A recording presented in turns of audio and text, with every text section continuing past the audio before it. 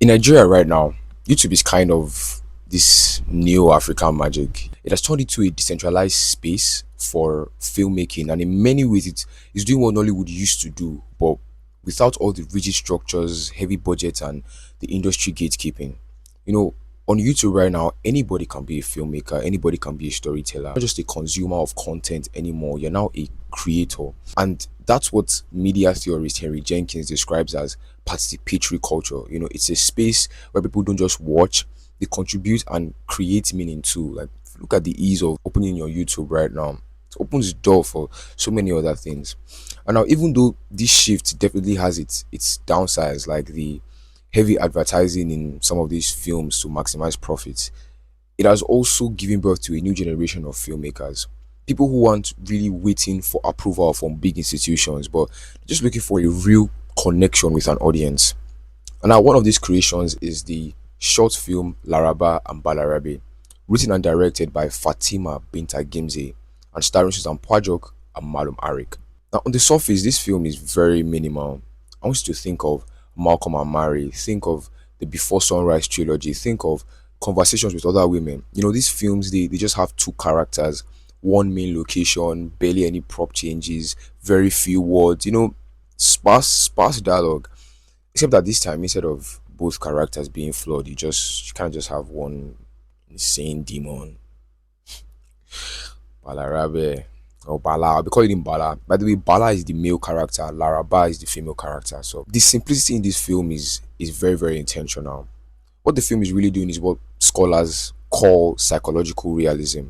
Now, this is where the focus is not on big events but on subtle emotions and internal states.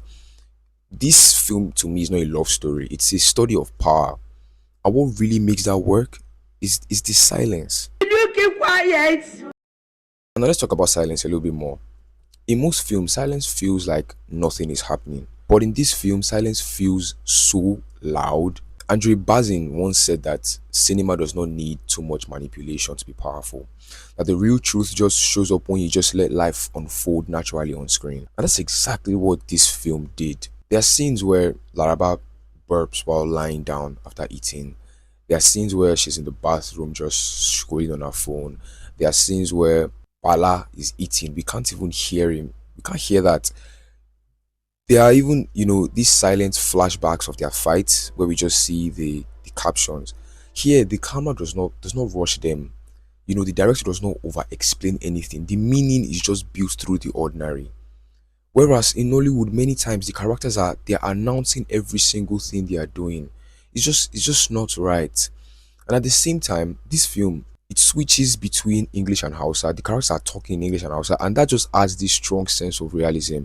Like in real life, no one really sticks to one language. Like many times you're talking, you're switching to pidgin, you're adding some Yoruba tones. Like, do you understand? If you don't get it, forget about it. And this is just social linguistics in play. This switch is called code switching, and it reflects our emotional and psychological realities. And in here, they are moving between languages the same way they are moving between honesty and deception. I'm not reaching. These are actually theories. There's a scene where Laraba is in the bathroom and then she's going about her day, and we hear a knock. Now, this knock introduces Balarabe or Bala, and as that happens, the lighting shifts. It goes from cool blue tones to a deeper, warmer orange tone.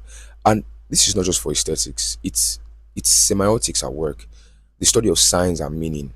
Blue can suggest emotional distance, coldness, uncertainty. Orange, on the other hand, can mean intensity, tension, disruption. Basically, the color of her world just changes the moment this demon arrives. And what's even more interesting about this film is that the film's look was not random. The cinematography was heavily inspired by Perfect Days and How to Make Millions Before Grandma Dies. These are films that are known for their stillness, for their emotional restraint, and their subtle storytelling. And the cinematography done by Barnabas Emodi, it also draws heavily from Asian cinema. Asian cinema is where silence is so powerful. Emotions are observed instead of announced, and the framing does most of the talking. Just what you can see, that's where the real conversation is in. Now, there's a moment in the film that really defines everything. We're getting into the real content of the film, not just like the appearance. Laraba asks, "Do you still like it spicy?" She's making him noodles, by the way. And Balarabe says, "Nothing has changed." Now, that question to me, it's not really about food. It's about her asking, "Have you changed? Are you safer now? Are you better?" And his answer, "Nothing has changed." To me, it's almost like a confirmation of her deepest fear. It's like a foreshadowing. But instead of walking away in that situation, she stays. Now, a little bit of psychology here. John Bowlby has this thing called attachment theory. He explains how our early emotional bonds affect our adult relationships. Sigmund Freud talks about this one. It's called repetition compulsion. It's the way we repeat familiar patterns, even painful ones, just because they feel familiar. Many times they ask you, "What do you want?" "Oh, I want this." Even though you didn't like it the last time, it's the only thing that you've tried before. So this film is not really about romance. It's about emotional memory. It's about how trauma can sometimes disguise itself as nostalgia. And now, more of psychology. The main psychological weapon in this film is gaslighting. Now, gaslighting is when someone manipulates you into doubting your own reality. Everybody knows what gaslighting is, or most people. The term actually comes from a 1944 film called Gaslight, and is where a woman is subtly made to believe that she's losing her mind. Bala does this in a very, very quiet way. He avoids questions. He replaces explanations with intimacy. He makes her doubt her own emotions. He acts like her reactions are the problem, right? And this is what philosopher Michael Foucault explains as relational power. It's exactly what we're seeing here. It's power that is not loud. It's not violent, but it's subtle. It's psychological. It's controlling. It's what they're doing to us in Nigeria. Just you know. What's scary is that the more questions that Laraba asks, the more she begins to apologize. She starts to lose trust in her own instincts. And that loss of self trust, that is the real violence in this film. It's not shouting, it's internal collapse, you know.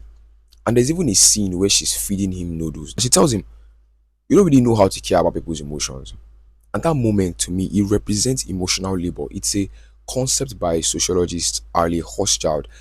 It's invisible, unpaid work of managing someone else's feelings, and usually done by women. She's literally mothering a man who refuses to grow up emotionally, a man that refuses to take accountability, a man that refuses to say sorry. And it brings us to a bigger issue. There's a lot of imbalance in relationships many times. Women are often taught to apologize more, nurture more, fix more. Now, many times Laraba says the word fix in that film. Men aren't always taught emotional accountability. So you get one partner doing all the emotional work, another partner doing almost nothing. Laraba wants clarity, she wants empathy, she wants disclosure. Balarabe is giving her silence, avoidance, confusion, and yet somehow he still holds the power. I said Nigeria because when you don't explain anything, you actually control everything.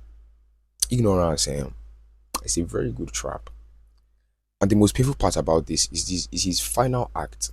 He doesn't apologize, doesn't take responsibility, doesn't say sorry. She cries, by the way. He just leaves a simple thank you note back in the bowl I used to eat Indomie. And it just reflects a harsh truth. Society does not always demand emotional accountability from everybody. Some people they walk out, they leave confusion behind. And the one who loved them is left to do the healing alone. You heal by yourself. But interestingly, the director herself she doesn't really consider Balarabe as a clear villain. She has acknowledged that some people even interpret him as a product of young women weaponizing their feelings. But the truth is that in real life, people care less about intention and more about impact. And that's what makes this film so powerful. Not everything is black and white. Not all harm looks intentional. Not every manipulator believes they're a villain. That ambiguity forces us to sit down with discomfort. So no, this film is not just a short film. It's a psychological case study. It's a social commentary. It's a quiet reflection of what emotional manipulation looks like in normal spaces, just young people going about their lives. It reminds us that violence is not just about screaming or shouting. Every Nollywood film that we shout, everybody's just shouting, slapping somebody. You slapped me, you monkey! Sometimes the violence sits quietly in a room. Sometimes the violence smiles. Sometimes the violence says, "I'm here now." But the truth it leaves behind is very clear. You can't save someone who refuses to look at themselves. You can't love someone into accountability. You cannot safely stay in a space that constantly makes you doubt and question your own reality. So this film is not an ending. Not just an ending, it's a warning. Honestly, it's a document. It's a mirror. Maybe for some of us, it's the beginning of clarity. This is the first installment of the Tomo Sense. That's what we call it, Tomo Sense, because no Tomo podcast, 2 cents. Anyways, please subscribe. We have lots more in store. We're gonna do a lot more analysis of different forms of artworks, not just films.